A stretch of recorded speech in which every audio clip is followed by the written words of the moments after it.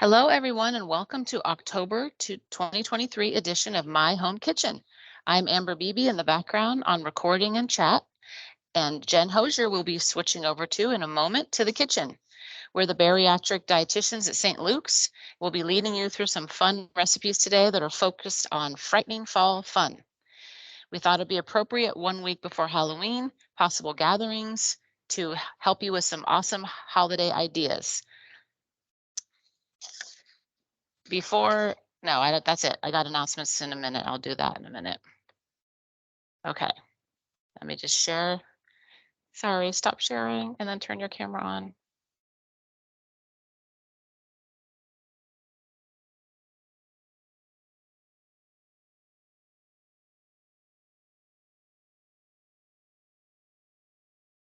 Okay. There we All go. right, y'all. Can you hear me? We got all the mics on. We got all the cameras on. Yes, we have got it. Hello, everyone. Welcome. All the witches and wizards, all the goblins and ghouls, ladies and gentlemen.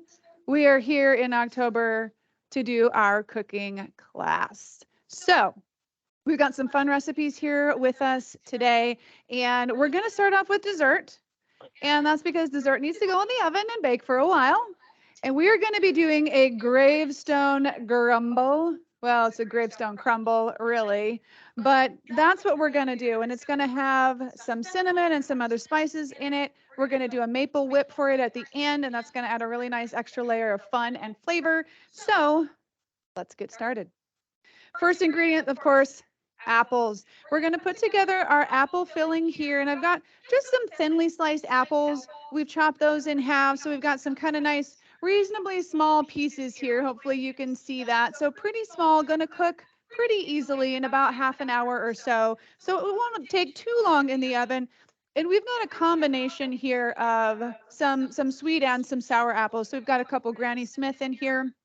And we got some other Gala, Fuji kind of sweet apples here. So we've got a bit of a mix so we can get kind of that good combination of sweet and sour in there for us.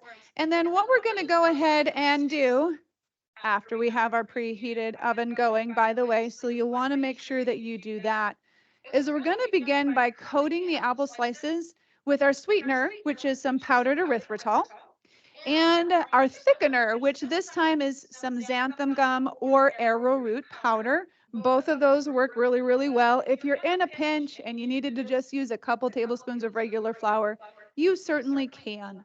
But we're always trying to kind of find alternative ways to our standard ground flour.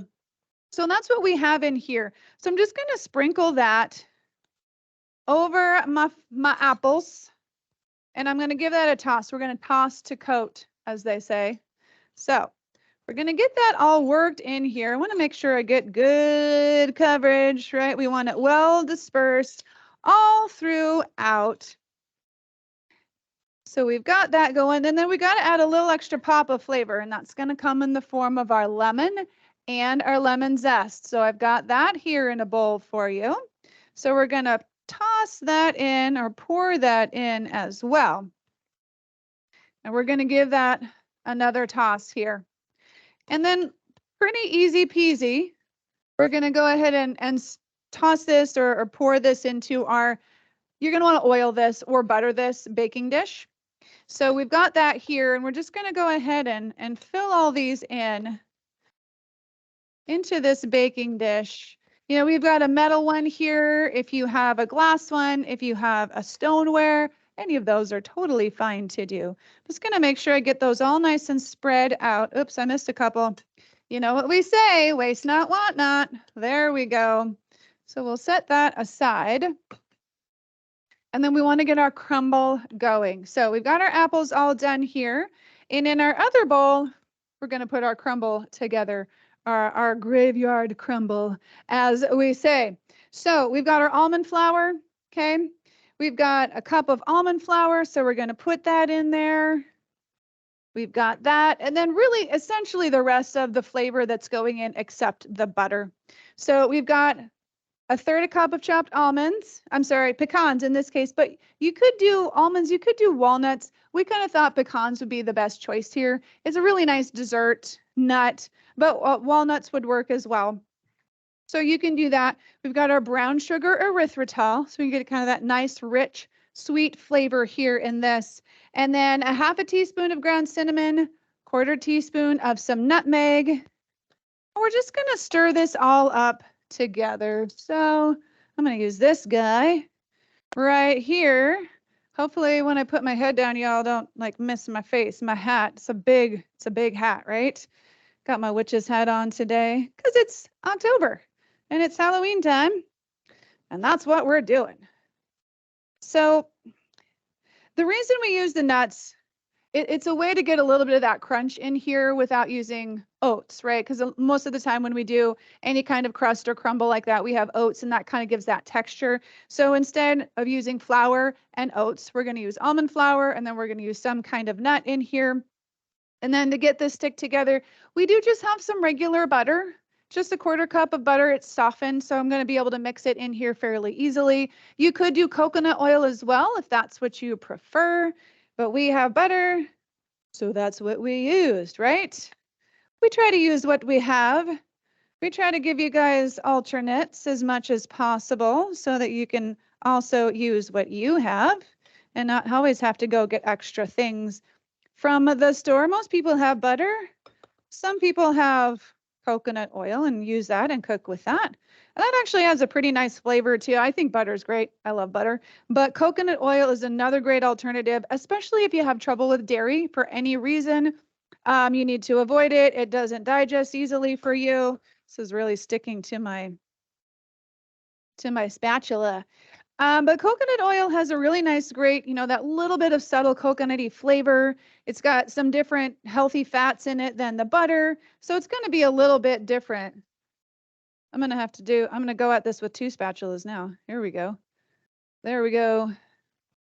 Get the little guy in there. So coconut oil is a great alternative. Either way, whatever you want, right? At least we've got choices. I think I've got this pretty well put together here. So we'll get that going in here. We are simply going to spread this evenly over the top and put it in the oven. And then we're going to walk away. Uh-oh, here's one right here. Again, waste not, want not, right? Okay.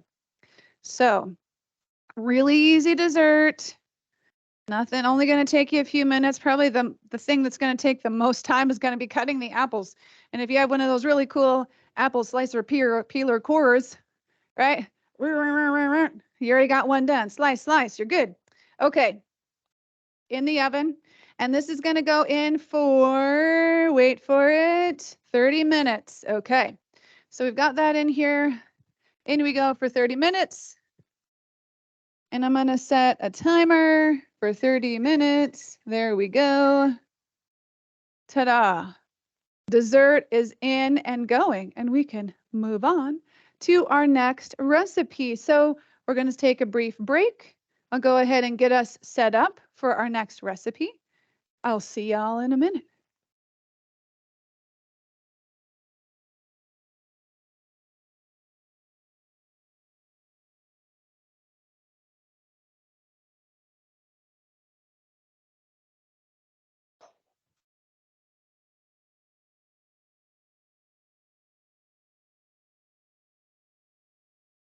This little treat to start off our cooking class today comes from the time of year when apples are harvested. We're staying indoors longer than we were just a couple of weeks ago.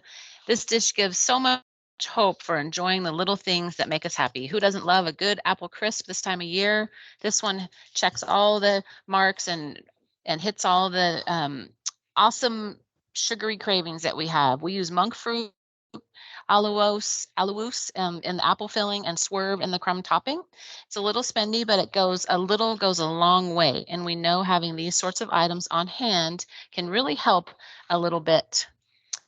Can really help when life gets busy and we want to stick to our new way of living and keep our why and our goals in check.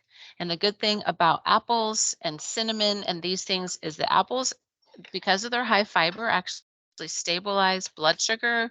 They help lower cholesterol, help with inflammation, and this fiber can boost your microbiome. It satisfies your hunger, and it can help with acid reflux. So we also have a couple announcements that I didn't say earlier that I need to say, and my apologies that I'm making sure I have all my notes in line. That keep in mind you need to be signed up for every cooking class to receive the email invite if you want to attend. So to be sure to check your MyChart account to assure you're still signed up for future classes. And if you're watching the recorded version down the road, just make sure that, or if you want to watch it, or you have friends that want to watch it, that you send a request to bariatric support at slhs.org and reference the cooking class, and we'll get you the recipes. It looks like we're ready to switch over to Jen. I'm going to turn her camera on and then turn off the PowerPoint, and we'll get started. Yes, we are ready to move on. Hello, everybody. The next recipe that we're doing here today has a bit of a fall flair to it. It also has a little bit of a Cincinnati kind of a flair. So I don't know if any of you, I'd love to know, have been to Cincinnati and had a Skyline chili, or I think a Gold Star is the name of the other restaurant. Apparently, people all have their favorites down there. My in-laws live in Kentucky, and my mother-in-law have one favorite, my mother-in-law and father-in-law, and then my brother-in-law has his favorite. So that's the contest always going on. But Skyline chili has just a little bit of a different flavor to it. It's got some different spices, which we're going to highlight today. And because it's fall, we should put some pumpkin in there, right? Yes. So we are going to have our Wizard's Brew, which is our pumpkin chili. So we're starting off with some oil in the pot here. And you can do a regular pot. I just got my Dutch oven because it looks awesome and it cooks really well. So we've got that. I've got some oil that's been heating here in the pot. And then I'm going to go ahead and I'm going to add the one onion. It's going to be one onion. We chopped it. Technically, actually, this one I bought it frozen, y'all. Don't hate me. But it's easier to do it that way. So you do want to let it thaw and then drain. So the water in there has drained away. And then you can pop that right in. Or if you got fresh onions, just chop up one of those, dice that up, and do that instead. And that'll work out just fine. And what we're going to do is we're going to start cooking this. We're going to start softening this. It's just going to be for a minute or two. So it starts to become a little bit translucent. You know, this is going to cook in the pot for a little while after we get everything in there. So we don't need to get super duper thorough with this unless you really have a particular way that you like your onions. I honestly think a tiny bit of browning on an onion is really nice. So if you want to let it go a little bit longer and you can get it that's fine. So we've got our onions and we're going to give them a minute. Then we're going to go ahead and we're going to toss our meat in. And you've got some different options there on the recipe. You can do some ground beef. You can do some ground turkey. You can do some ground chicken.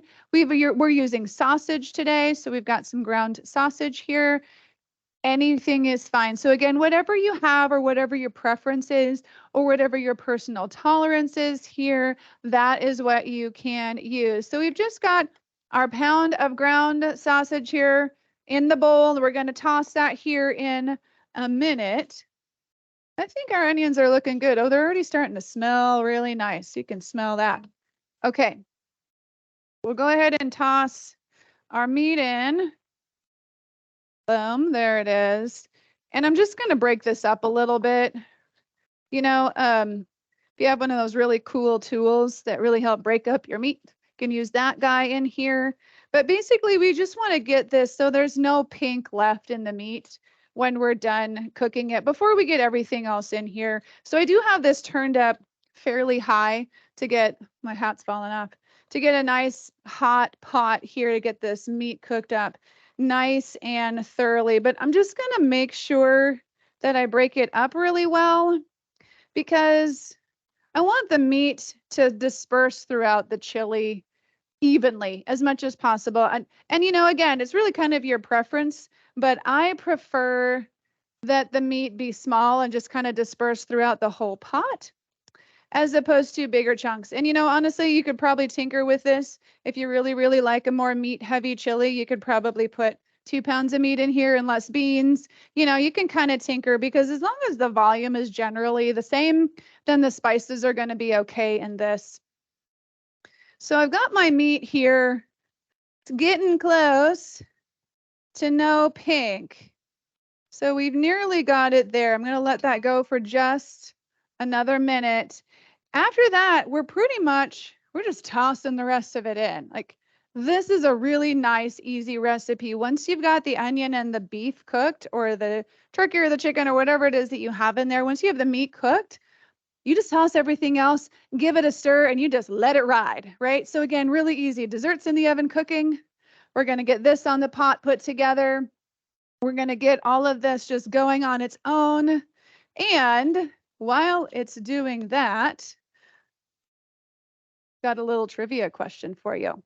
So I was thinking about this because I was thinking about that little saying that I've heard before, because I'm doing a pot, right? So this is like a wizard stew, right? So you know how they say their little incantations over their pot? So in my mind, I was thinking double, double, toil and trouble, fire burn and cauldron bubble.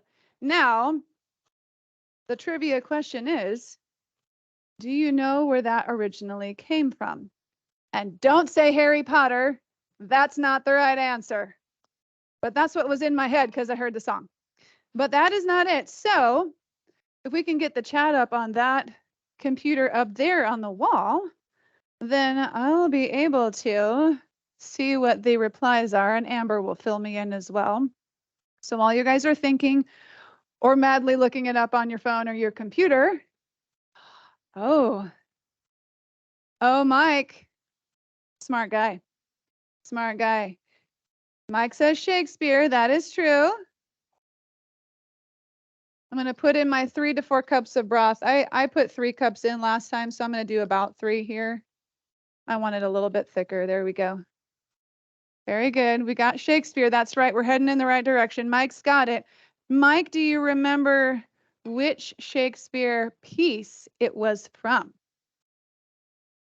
I'll let you think on that too. He probably knows. He just didn't get that specific. So I put my broth in. We're going to go ahead and we're going to put our beans in here too. I've got 1 can of black beans and 1 can of, I think, Great Northern beans, white beans, cannelli beans. You really can do whichever beans you want. I just think the contrast in color is kind of pretty and interesting. Make sure that you rinse and drain these. So drain them in a colander, give them a really, really good rinse until all of the foam kind of dies away. And then we're just going to toss those in there. We've got, of course, 1 can, right? Easy peasy, of just some stewed tomatoes. Nothing big. We're just going to go ahead and toss the whole can in there like that. Boom, 2 points. 1 can, 15 ounces of our pumpkin puree, not pumpkin pie filling. Always double check that. Just regular old pumpkin puree. This is going to add a lot of nutrition. This is going to add a lot of fiber. Mike says, I should know, but I can't come on with it. It's cool, Mike. You're helping everyone out just by saying Shakespeare. That's pretty good. I'll give everyone another minute to think on that one, but I'm really impressed, Mike, because I actually had to look it up because I couldn't remember where exactly it came from. And I'd like to think I'm more cultured, but apparently I'm not. That's all right. All right, boom, 2 more points. So I'm just going to get this stirred up together. I'm going to get this pumpkin and the beans and, you know, nothing too crazy, but we do want it fairly well incorporated, and we'll stir it occasionally while it's cooking. But now it's getting this really lovely orange color. It's kind of looking like a pumpkin stew. You know what I mean? Yes, that looks great. So we got to add a couple other things. So we've got to add our garlic. And, you know, normally what I would do is I would actually put the garlic in. I would probably saute it while I was doing the onions. I didn't do that this time, but this is going to simmer for quite a long time. So it will cook down this garlic nicely for us. So it'll be about a half hour in the pot there. So we'll be fine with that. And that will add a really nice pop of flavor. Want to have our acid. So 2 tablespoons of apple cider vinegar. There we go. Balance is key, people, right? We want the sweet, we want the savory, we want the acid, maybe a tidbit of some spicy. Mike, it's cool. Mike looked it up. I had to do the same, right? So Mike says, Macbeth, he cheated, but he kind of thought that was it. Yeah, you are right. It is Macbeth. What a sad, sad tragedy story that was, right? So that little line comes from one of the scenes where the witches are doing some of their incantations. They're the ones kind of in the background making all of the sadness happen. So we've got our double toil and trouble going on right here, but we got to jack it up. You know, we got to bring the skyline spices in here. So we got some of our typical spices. We got the onion, got the garlic. We're going to put in some chili powder, a little bit of salt, of course, and some pepper. So we've got all of those good things, but we've got some extras. And this is what's going to really level it up for you. We've got the cinnamon. So we've got a teaspoon of cinnamon going in here. Of course, we've got our cumin, a 1/4 teaspoon of allspice. So that's not something we would normally put in chili, right? But that really helps. And then a 1/4 teaspoon of some cloves. So these extra spices are going to help bring in some of those more skyline kind of flavors into this. And then, of course, we've got a tiny bit of sugar, just like a little bit of some powdered erythritol. You could use granular if you wanted to. It could be a teensy bit of sweetener, like some stevia or a little bit of monk fruit. Again, it's just to create that balance. So it's only a 1/2 teaspoon. It's not very much. We're going to go ahead and sprinkle that in here.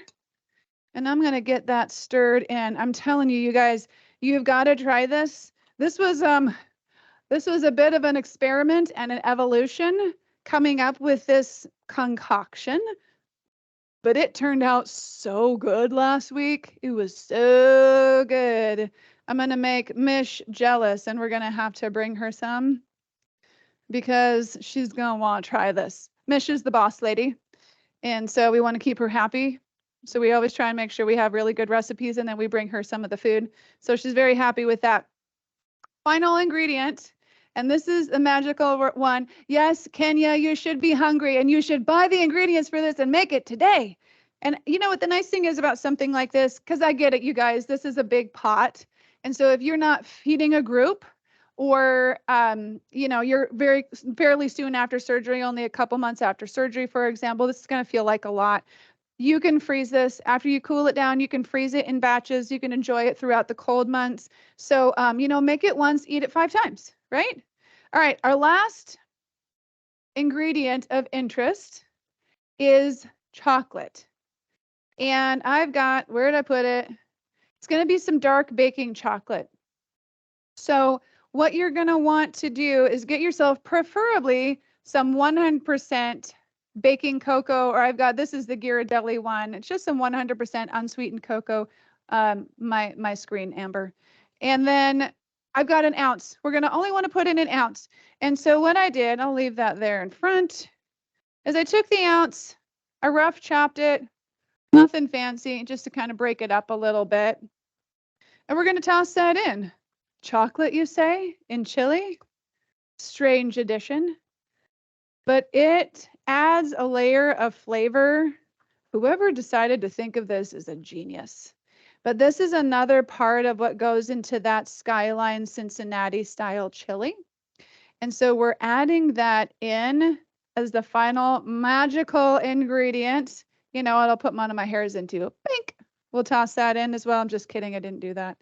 All right. What do we have? Can you use powdered cocoa? I think you could. We haven't tried that. We didn't test that in the recipe, but I think you certainly could. I would probably put in a couple tablespoons. I would probably start with that and just kind of see how the flavor balance comes out. I don't see why you couldn't use that. Absolutely. Then you don't have to have a bar of dark chocolate, although 100% cocoa.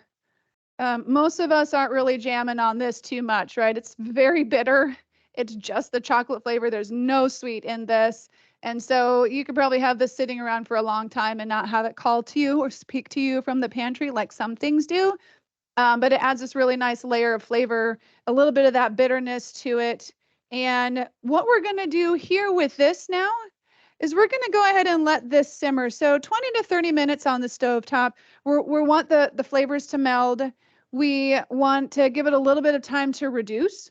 So what I'm going to do is I'm going to go ahead and move this over and let it simmer off to the side for us. And we're going to go ahead and we're going to take a commercial break here again. We're going to get set up for the next recipe. And so I will be back here in a moment for the next magical recipe of the day.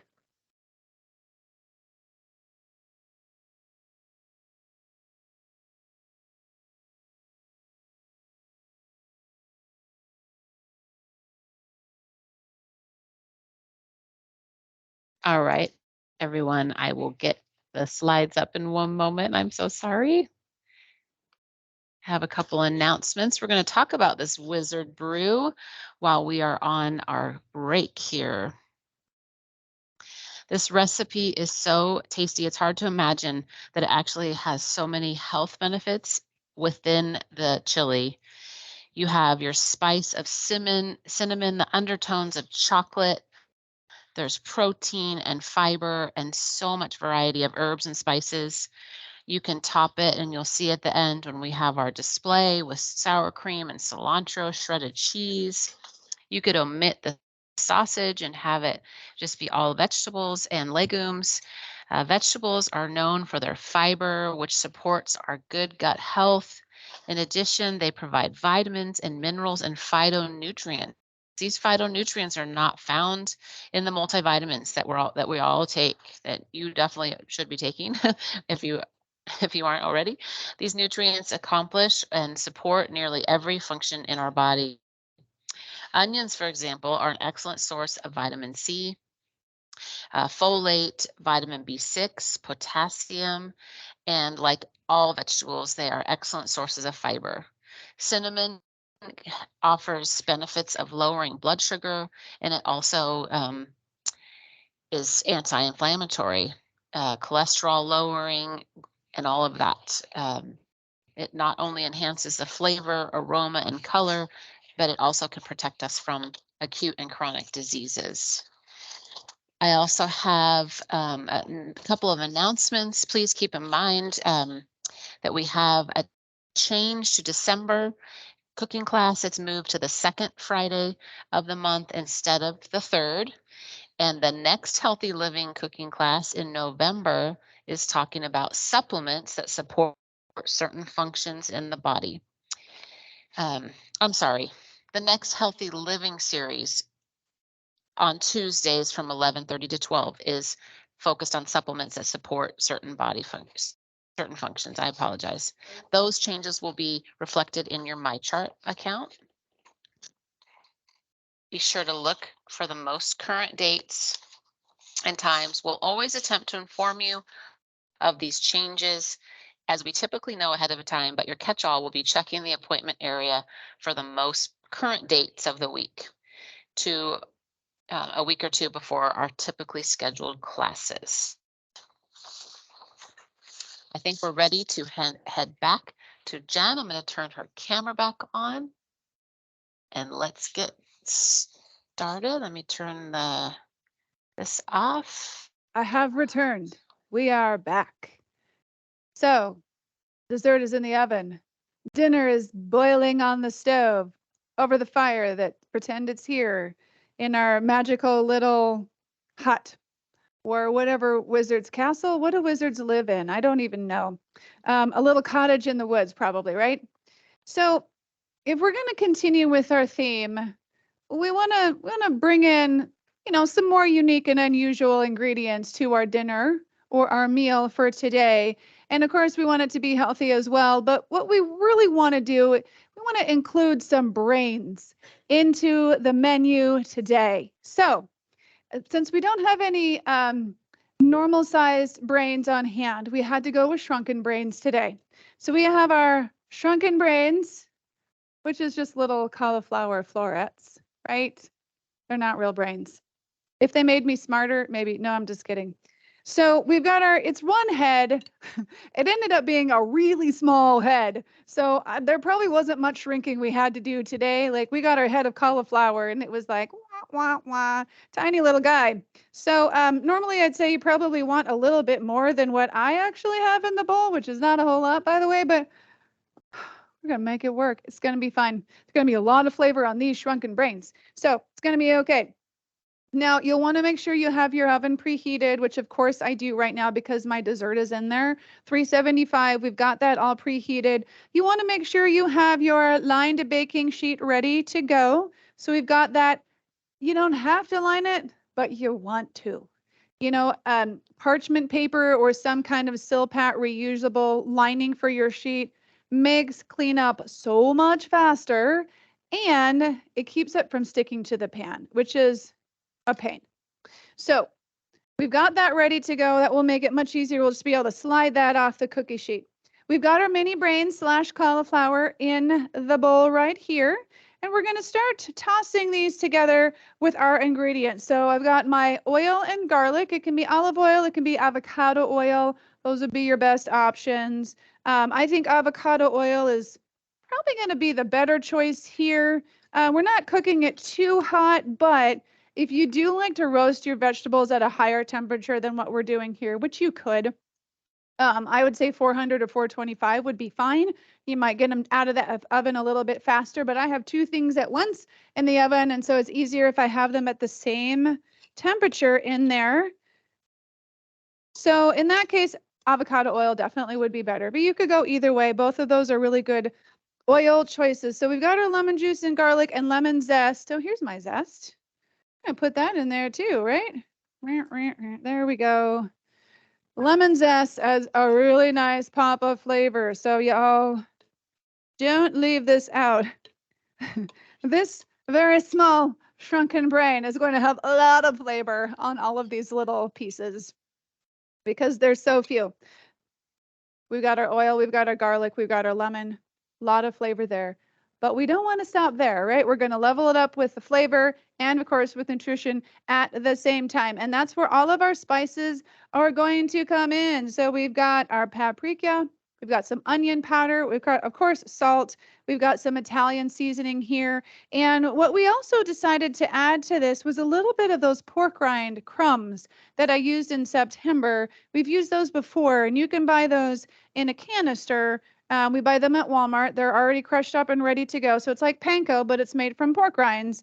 And it gives you that nice kind of crunchy crust on your vegetable, fruit, whatever. I'm sorry, not fruit, meat, whatever it might be, without just adding more bread in, right? Which we're trying to minimize and avoid as much as we can. So we've got just a 1/4 cup of that mixed in. Nothing too crazy, but it's really going to give it a nice coating.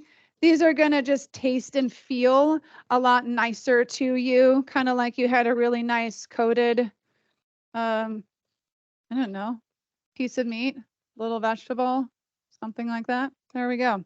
So we're getting all these tossed together. And what we'll do at the end, we're going to bake these first or roast these first. And near the end, we're going to pull them out. We're going to toss on our Parmesan cheese. We're going to toss it back in for a few minutes and let that melt over it.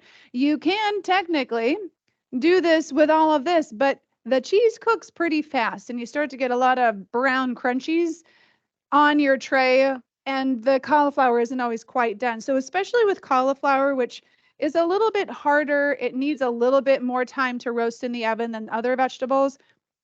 It's easier to put that on last, give it a few minutes to melt in, and then you're good to go. So let's go ahead. We'll get these out on our tray, right? Lots of flavor here. Look at all those little shrunken brains. Yeah, all the flavor. I want to make sure we scrape that out of the bowl.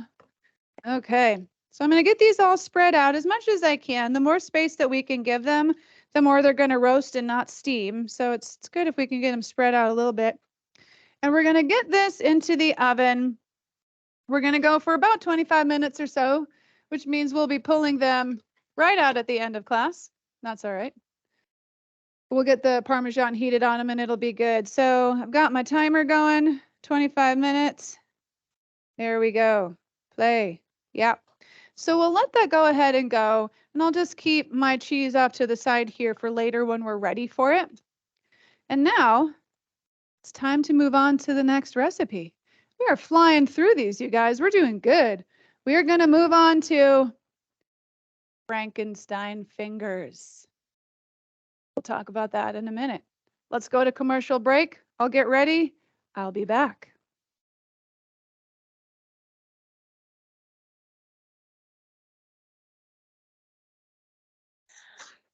All right, everyone. We're going to talk a little bit about the shrunken brains. I think they.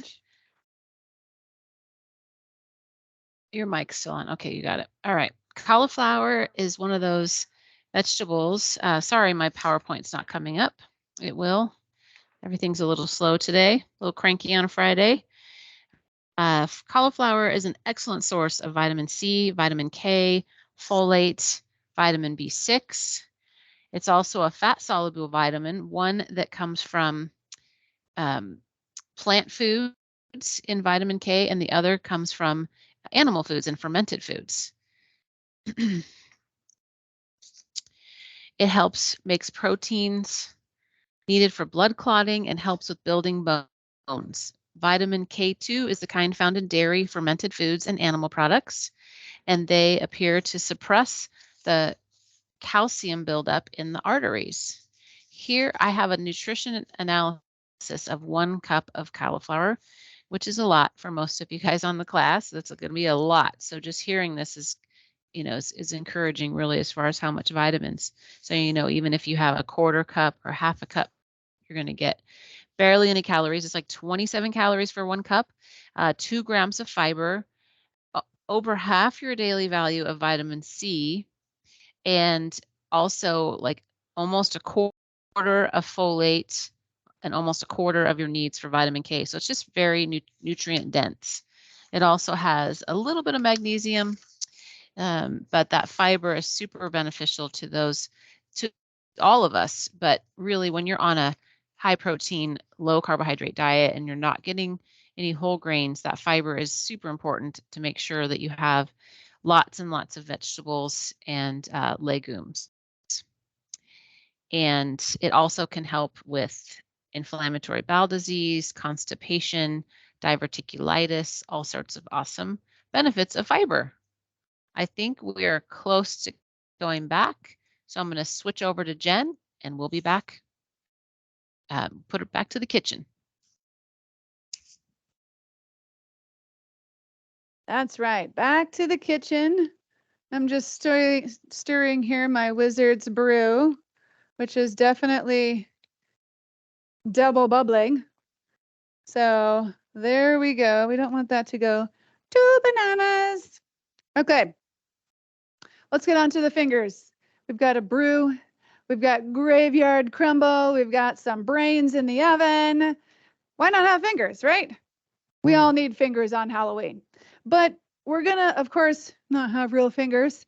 We've got halloumi cheese. And I don't know if you've ever heard of this. This is a Greek cheese. And the really nice thing about this is it's a grilling cheese. So when you grill it, it's going to hold its shape under unlike, I think my something is ready to come out of the oven. Is that right? My crumble is ready to come out of the oven. Hold that thought, people. Oh, yeah.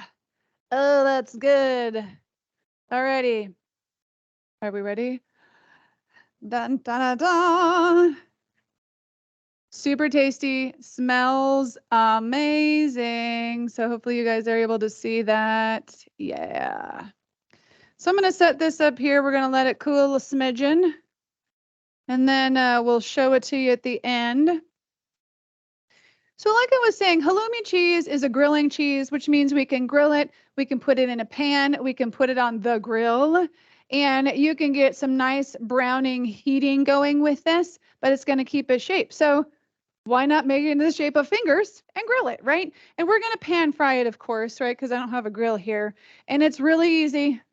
Yeah, just put them in here and they go. So we're going to go ahead and get these going in here. I already had the pan heating up. And we're basically just going to have these going to get a little of the brown, to kind of ugly them up a little bit. And then we'll turn them, and this is going to go pretty fast here for us.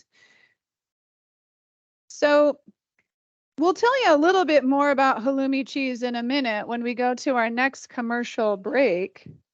But this is these are so good, you guys. If you like nice, salty, briny cheese, this is the cheese for you. And it's a lot of fun. You can actually go ahead and grill it in the whole brick. It comes in a block, or you can cut it up like this. Is it getting too hot, Amber? Amber's giving me the turn it down, Jen. Oh yeah, it is getting really hot. There we go.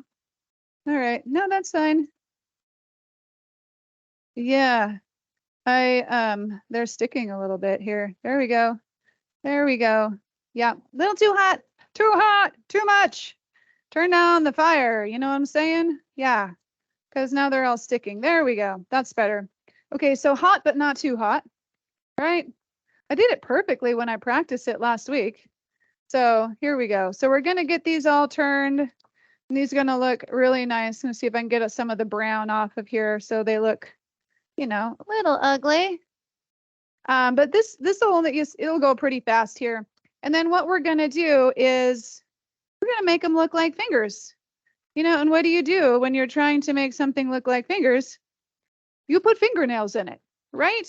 So poor Frankenstein lost a whole handful of fingers here. We got a lot of good looking fingers going on. These are going to be great. Yeah, these are coming along really nicely. So I told you guys this was going to go really quick, didn't I? Yeah. So this is really, really easy. I came upon this at Albertsons. So this is, you know, a bit more of a specialty cheese. You aren't gonna find this necessarily in every grocery store because it's more of a special cheese.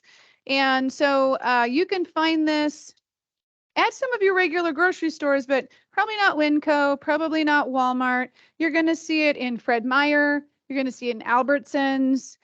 We found it also at Trader Joe's. So you've got a few of those kind of restaurants. So depending on where you live, if you have access to any of those particular grocery stores, you're gonna be able to find it most likely.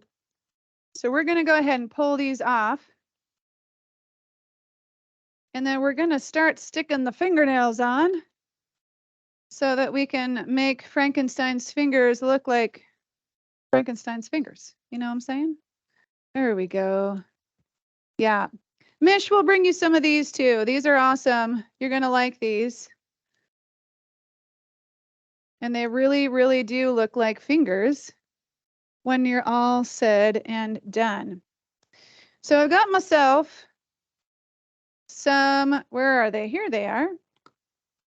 Got myself some sliced almonds, okay? Right, that's kind of the go-to fingernail whenever you're making something that you want to have fingernails in. So we are going to, and you're going to want to stick the pointy end in. If there's one end that's more rounded and one end that's more pointy, this does kind of seal itself off. So you really got to get a pointy end to kind of push it in. So you're going to want to go ahead and use the pointy end, and that's going to help you get it into the finger a little bit easier than if you use the rounded end. And so we're just going to get all of these in here, and then we'll be able to show them to you here in a minute. I'm trying to find the good ones. Here's a good one. There we go.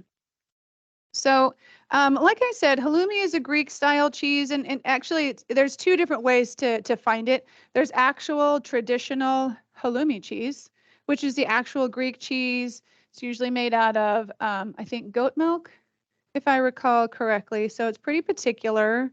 Or there's halloumi style, which might not always be made out of the goat milk. So that's what you want to look for. So a little bit of a difference there. If it doesn't matter to you, then you can buy whichever one you find or whichever one you want to have. That is totally fine. I'm almost done. I've almost got all the fingernails in. There's a lot more sticks this time. I don't remember fingers. There's a lot more fingers this time. I gotta put the fingernails in. There we go. This goes pretty quick though, actually, because they don't need to look perfect or pretty really. You actually want them to look a little rough around the edges. So you just gotta make sure you find some fingernails that go in pretty easily. Yeah, okay. Get my close up, Mr. DeVille. Here we go. Hopefully you guys can see these on the white plate. It's a little shiny in here. Let me see if I can turn it, tilt it. It is really glary. Don't worry, we'll put them on a plate that's not white and you'll be able to see them at the end in all their gory glory. All right, so we've got another commercial break coming up. We're gonna start finishing up some of these here for you, and then we'll be able to showcase these at the end. So commercial break time. We'll get ready to pull some of the rest of this together for you.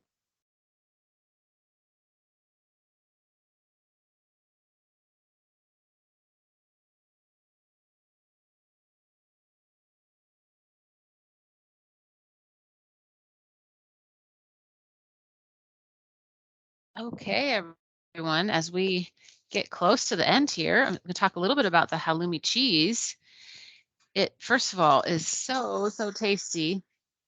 Sorry, I can somehow hear myself on a different device, and that's not good. It's full of calcium, vitamin D, and it's salty. We always talk about salt in our nutrition education classes, and that is especially after you've had your surgery. Eating this cheese is so satisfying. It hits our ultimate cravings of having something decadent, but without carbohydrates filling us up and making us feel ill. It has a very unique savory flavor and is a firm texture. This calcium and protein, which helps keeps our bones healthy, it also helps reduce our risk of diabetes, type 2 diabetes. Of course, it's always best to eat in moderation. And also, 1 ounce of this cheese packs in 7 grams of protein. It's high in sodium, about 350 milligrams, which we want. So we want you to have that. That's good. And 390 milligrams of calcium, which is pretty impressive for 1 ounce. That's one of the highest calcium foods that I have heard of in a long time. So if you guys have any questions, we're nearing the end. We're getting set up. We're having all of our beautiful display of everything that we've cooked here today. If you have any questions, please put them in the chat and I can ask Jen to talk about them. But at this point, I think we're going to put a little bit of Halloween music on, or we're going to come back. We're going to come back. All right. Stay tuned.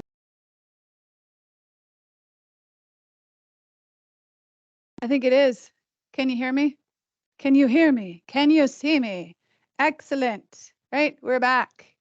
Okay, so we're near the end. We just need to do a little final prep here, and then we'll be able to show you all the goodness that we put together for you. But let's go ahead and take a look at this question that we have. We have a question. Does the sausage you used for the stew, is it unflavored? That is the question. Yes, this one, no, it wasn't. I think I got a maple breakfast sausage. I thought the maple standard, kind of, it would kind of pair well with the sweet and the savory that was in there. It was kind of a chance. I was taking a chance for sure with that one, because my initial gut reaction was you should go simple because you've got all these other flavors in there. But it tasted really good and it worked out really well. So just kind of your standard breakfast sausage that has the flavors. And then I picked the maple flavored one. So, and then Mish is asking, Italian ground sausage is in the freezer. Would that work? I don't know. Maybe. It's got a little bit more of a kick to it. So especially if you like something that has some heat. With the chili powder in here, it does have a little bit of heat. It kind of hits the back of the mouth a little bit. So if you don't like a lot of spice, you might want to cut the chili powder in half and just do 1 tablespoon instead of 2. But if you do like a lot of heat, then you could certainly do something. In fact, now that we're talking about that, I think maybe some chopped up chorizo might end up being really tasty in that. So you certainly could, right? I mean, you don't know till you try, but I think that could be that could be a fun way to try it for sure. So what we want to do while we're kind of getting everything pulled together is we want to do our maple whip for the crumble, because we want to get that going and have that ready to go. So what I've got here is a 1/2 cup of whipping cream. And what we're going to do is we're just going to add a little bit of some flavor to this. And what I have, which I will showcase to you now, is the Lakanto brand monk fruit sweetened maple syrup. Amber's going to give you a close-up of that too. So the monk fruit brand that we typically see is this Lakanto brand. If you see this in the grocery stores, you can find this one at Winco, and then they have the granular bags of that. Costco, you can get the granular bags. I haven't seen this one there, but it's a sugar-free because it's from monk fruit maple syrup. And so you can get that really nice, lovely mapley flavor without having to worry about the sugar. And ideally, you know, you probably don't go through a bottle like this too quickly. I don't actually remember what I even paid for it, but my daughter loves it. She doesn't like the regular maple syrup, so we have this, and then we don't have to worry about all the sugar that's coming in it. So we're going to do a little bit, just a tablespoon, nothing too crazy. We're going to pour this in there, and I'm going to see how much of a tether I have. That's it. So I'm going over here with it, and we're going to just get this finished whipping up. Just so you know, with a little bit of magic in the kitchen, Amber already pre-whipped this for me a little bit, so I don't have to stand here waving my hand and making it whip faster like a good witch in the kitchen. But we just want this whipped enough that you've got a little bit of stiffness to it. And we want to make sure, of course, that we have the maple syrup incorporated into it rather nicely. And that, I think, looks pretty good. Yep, it's standing up on its own. So if you do this at home, of course, it'll take probably an extra minute or two, but make sure it's cold.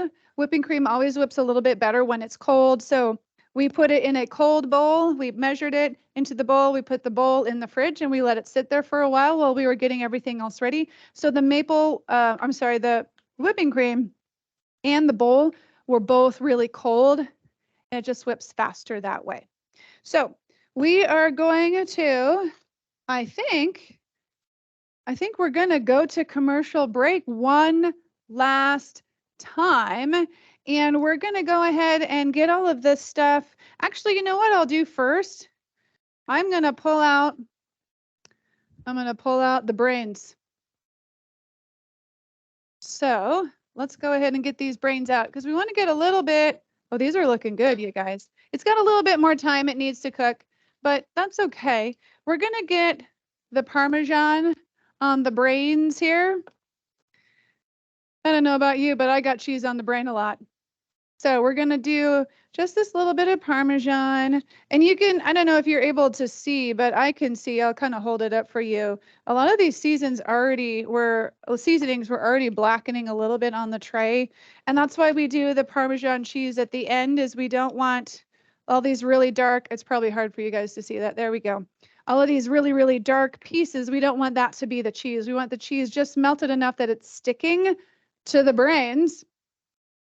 So that's why we add it at the end. And you know, that's something to consider with any other vegetable that you roast. For example, if you want to put on some Parmesan onto some roasted Brussels sprouts, which taste amazing, by the way, or if you're roasting some other kind of vegetable in there and you want to get that cheese, doing it just a few minutes before the vegetables are technically done is really a nicer way to do it, unless you're really getting in there hot and quick and you're pulling that out. But likelihood is you're gonna burn your cheese a little bit. So it's a little bit better to do it this way. You can get all the other flavor. You can let them really roast those vegetables as long as you want. Get that kind of caramely browned sort of flavor and look to them, and then toss that cheese on right at the end. And then you get that nice little melty cheese on there, kind of sticky, and then you are good to go. So we're going to take a quick break, and then we're going to bring all this food out here for you. We're going to showcase it to you, and then we're done. Oh, and by the way, before you go to commercial break, Amber, if you haven't noticed, my very delightful and fancy apron says brews, stews, and creepy chews. Our helper and front desk lady, Shirley, made these for us. Don't they look awesome? She makes us look good when we come into the kitchen. She's the one that makes all the food look so beautiful. And it's so great because I can just hand it off and she makes it beautiful. So speaking of that, we're going to go break for a minute. We're going to get all this beautiful food coming out, and then we'll show it to you. So see you in a minute. Thank you.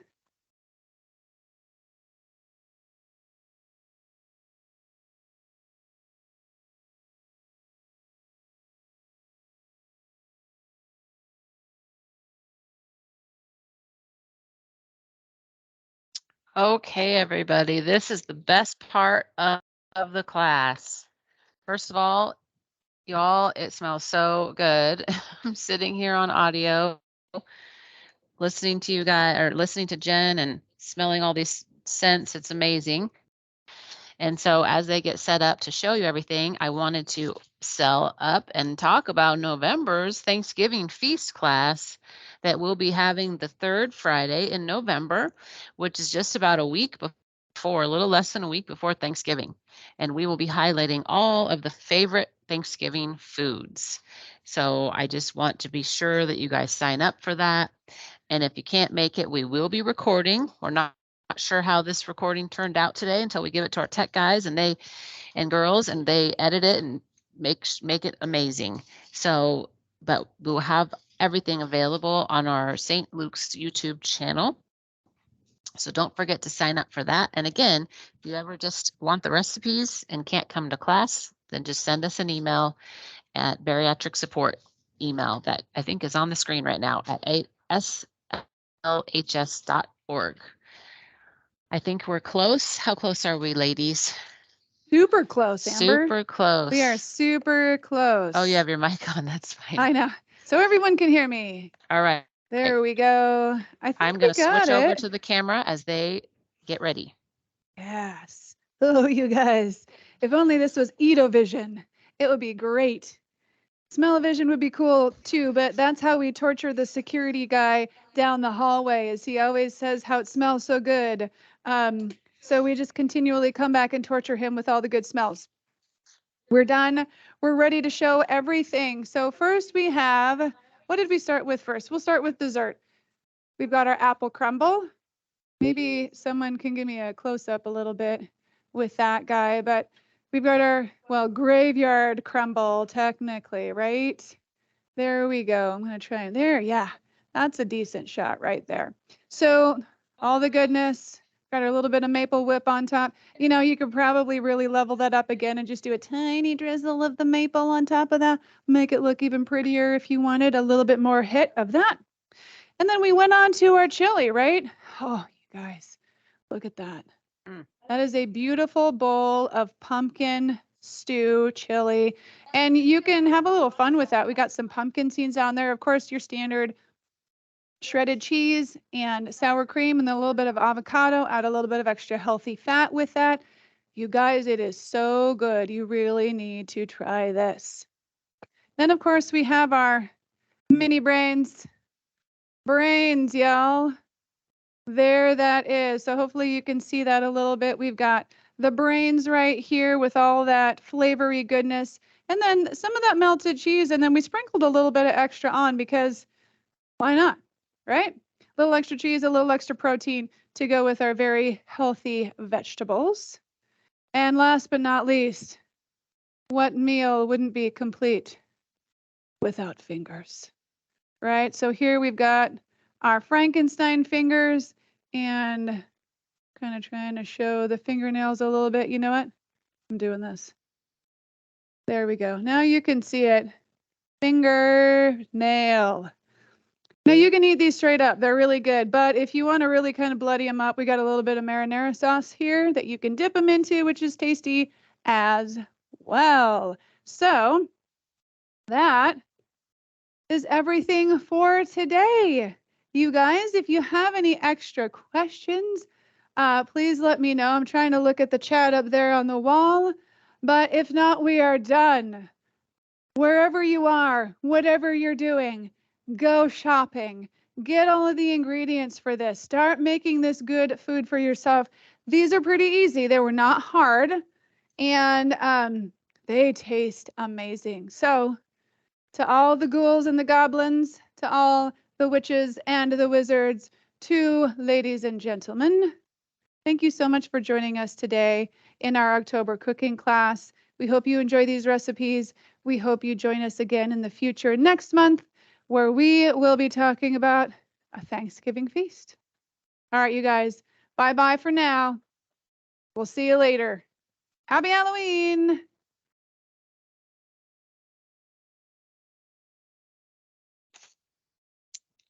All right, everyone. That's a wrap.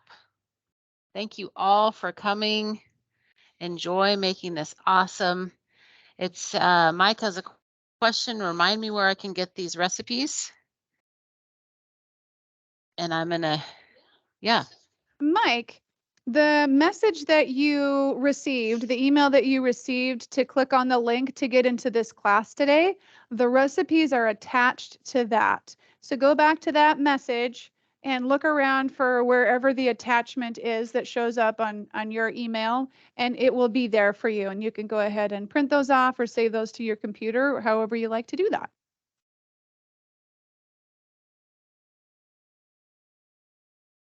All right, everyone. Have a fantastic day.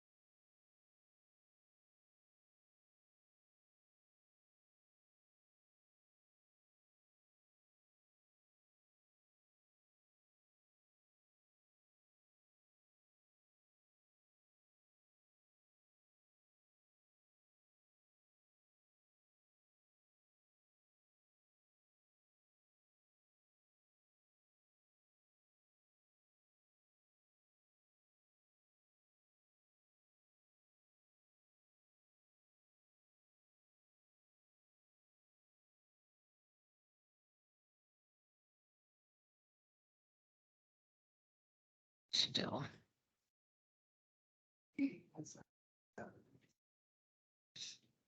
Yeah.